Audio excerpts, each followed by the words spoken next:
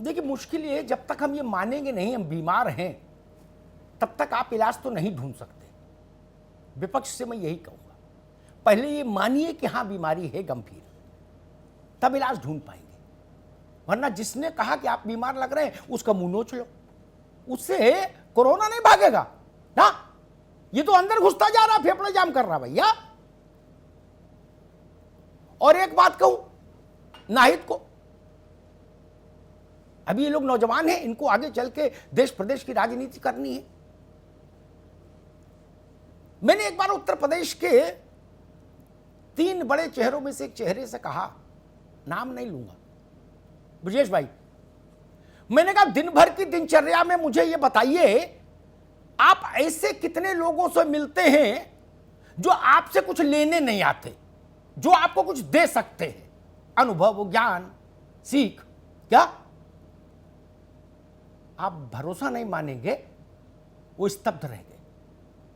क्या मैंने, आप दिन भर उन लोगों में रहते हैं जो जिंदाबाद करते हुए आते हैं, कागज हाथ में बढ़ाते हैं, एप्लीकेशन, और आप उसको स्वीकृत कर देते हैं तो पांव छू के जिंदाबाद करते हुए वापस चले जाते हैं। ऐसे लोग तो बताइए। एक बात ब्रजेंद्र भाई से कहूंगा,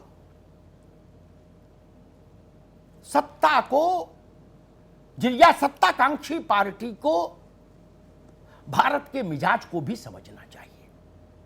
मैं हैरान होता हूं, छोटे धल्ला समझे समझ में आती बात। कांग्रेस जिसने भारत में राजनीति की यूनिवर्सिटी खोली, वो कहां चली गई? देश के अलग अलग क्षेत्रों की जो विभूतियां हैं,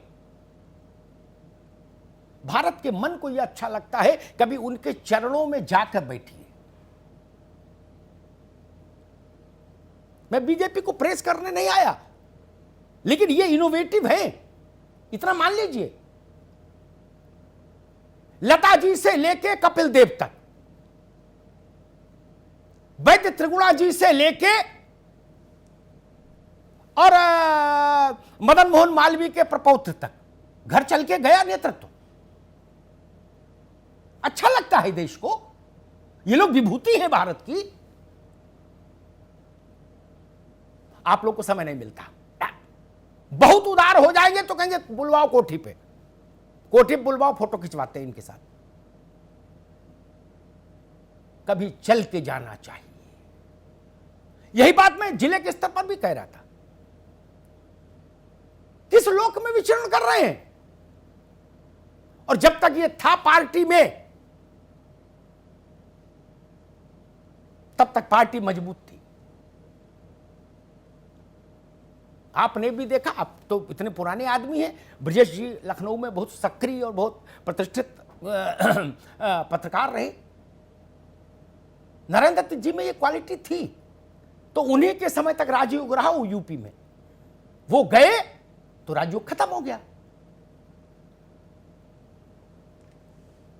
4 चेले भेज दिए, बोले पकड़ लिया, उसके साथ फोटो खिंचा ले।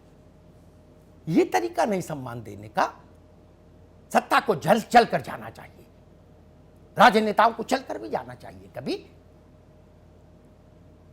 वो फोटो आए कि विनयी भाव में नेता बैठा है, उस विभूति के सामने। कोई बड़ा साहित्यकार है, कुछ है, बड़ा चित्रकार है, बड़ा अभिनेता है, जिन्होंने देश के लिए कुछ ना कुछ किया है, वो भाव ही नहीं। 3 बटन खुले हैं, हूटर लगा है, झपाझप चले जा रहे हैं, गाड़ी में झंडा लहराते हुए। कहां जा रहे हैं, क्यों चल रही गाड़ी पता ही नहीं, बस चली जा रही है। क्या क्या कोई कह सकता है ऐसा? उत्तर प्रदेश में समाजवादी पार्टी की सरकार रही 4 बार, 4 बार बहन जी रही। कोई ऐसा सौभाग्यशाली शिखर पुरुष उत्तर प्रदेश का है, अच्छा डॉक्टर, अच्छा प्रोफेसर, अच्छा साहित्यकार, स्वतंत्रता संग्राम सेनानी, जो ये कहे कि हाँ मायावती जी का टेलीफोन आया, उन्होंने कहा भाई कहां हो, मैं कल आपके घर आना चाहती हूं आपके दर्शन करने। नहीं ना, क्यों? ज्यादा व्यस्त हैं, समय नहीं है। तो काम बताइए किस में व्यस्त है, ये भी तो सवाल है। क्यों नहीं कर सकते? यही बात मैं नाहिद से कहूंगा। ये राजनीति है, समय के साथ इसमें कुछ कुछ परिवर्तन आते हैं, लेकिन इसका बुनियादी ढांचा भारत का वही है मिजाज। भारत को अच्छा लगता है जब काशी में डोम राजा के घर कोई विभूति बड़ी जाके झुकती है, अच्छा लगता है। बिस्मिल्लाह खां साहब को जन्नत नसीब हो, वो नहीं रहे, लेकिन उनकी गली में जब भारत का कोई बड़ा चेहरा जाके सिर झुकाता है तो भारत को अच्छा लगता है, हमको उन पर गर्व है। ब्रजेश बाबू, राजनीति में ये प्रसंग ही खत्म हो गए। बिल्कुल। राजनीति का मतलब हो गया मेरा चेला, मेरा चिंटू, मुझसे टिकट मांगने वाला, दैट्स इट, हो गई राजनीति। और जो आए सो गेट से जिंदाबाद का नारा लगाता है, उसी के लिए गेट खोलो, बाकी किसी के लिए खोलो मत। तो भारत में जिंदाबाद का नारा लगाने वाले तो हितग्राही लोग हैं ना, जिसका हित होगा आपसे वो जिंदाबाद करेगा, वरना क्यों करेगा? तो 99% पब्लिक तो वैसे ही अलग हो गई आपसे। ये होना चाहिए था, ये नहीं हुआ। और दूसरा, कार्यकर्ताओं में इसमें भी नहीं जाना विजय भाई के गुलाम नबी आजाद ने ऐसा क्यों कहा, क्योंकि आजाद साहब भी कौन सा करिश्मा किए, आप ठीक ही बताए। जब तक आम के पेड़ में आम आए वो माली रहे, अब आम का पेड़ सूख गया तो वो ज्ञान दे रहे, ठीक है। लेकिन कांग्रेस के साथ एक समस्या तो आई मित्र, कांग्रेस ने भी अवाम को शायद टेकन फॉर ग्रांटेड ले लिया। और एक बात कह के आखिरी छोड़ता हूं, मैं लालू जी की राजनीति पर टिप्पणी नहीं करूंगा मेरिट डिमेरिट पर, लेकिन इस चुनाव में बिहार में एक सरकार बनी भाजपा और जनता दल यूनाइटेड की, ठीक बात, लेकिन बिहार में एक ताकतवर नेता पैदा हो गया, तेजस्वी। पहले अटैक में एक मंत्री शहीद हो गए, मेवालाल, वो मेवा खा रहे थे छुप के, शहीद हो गए ना एक ही अटैक में। और विजेंद्र बाबू, आज मैं तेजस्वी का बयान देख रहा था, तेजस्वी ने कहा कि चाचा को 1 महीना दिया, मंच से बोले थे 19 लाख नौकरी, 1 महीने में 19 लाख गिनूंगा और नहीं मिली तो पूरे बिहार में सड़क पर लोग उतरेंगे।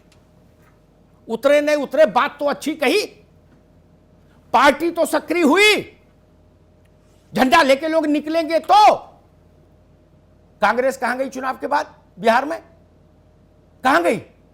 शत्रुघ्न बाबू का लड़का लड़ा था ना कांग्रेस की टिकट से, उसके बाद कोई बयान दिया उसने कहीं? अखिलेश सिंह लड़ा रहे थे लोगों को, कहीं कोई है मिला कभी, कोई किसी ने कोई बात बोली? बोले अब अगले चुनाव में मिलेंगे, अब क्या करना मिलके, है ना? तो लड़े तेजस्वी और नीतीश और भाजपा, 3 लड़े तो तीनों को जलवा कायम है। जो लड़े ही नहीं वो जलवा क्यों मांग रहे हैं? नाहिद गलत तो नहीं कह रहा, जिन्होंने 10 में से 2 ही सवाल किए वो अपना रिजल्ट ढूंढ रहे हैं अखबार में। रिजल्ट कैसे आ जाएगा जब 10 में 2 ही सवाल करके आए हो पर्चे में? ठीक सर, ये ध्यान रखिए, भारत के मूल मिजाज के साथ तादात्म्य रहेगा, और कांग्रेस का जब तक तादात्म्य रहा तब तक कांग्रेस का सूर्य भारत की चारों दिशाओं में जगमगाता रहा। वो तादात्म्य टूटा, ये स्थिति हो गई।